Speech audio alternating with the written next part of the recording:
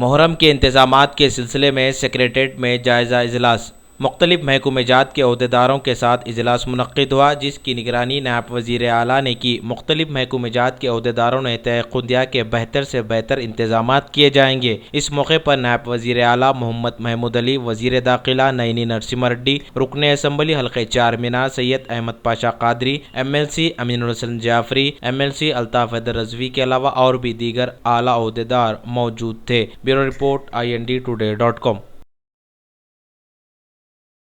जरूर जो लोगों ने बहुत से अच्छे मशवरे दिए।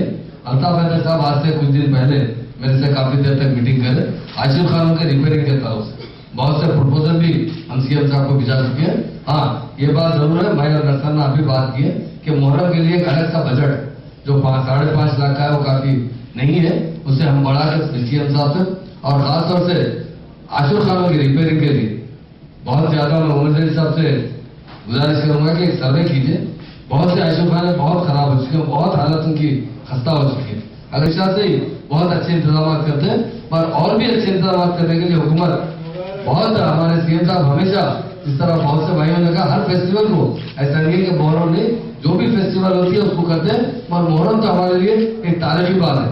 हमारा मुहर्रम जो तेलंगाना का है, खासतौर से हैदराबाद का मुहर्रम, सारी दुनिया में उसकी नाम ली जाती है, मिसाल ली जाती है कि इतने एक साथ मुहर्रम मनाते हैं, इतना मातम करते हैं, इमाम हुसैन इमाम हसन के गम में मातम करते हैं, इतना खून बहाते हैं, तो डेफिनेट सब लोग इस गम में शरीक है। उसके जितने से अच्छे इंतजाम होकर करेंगे।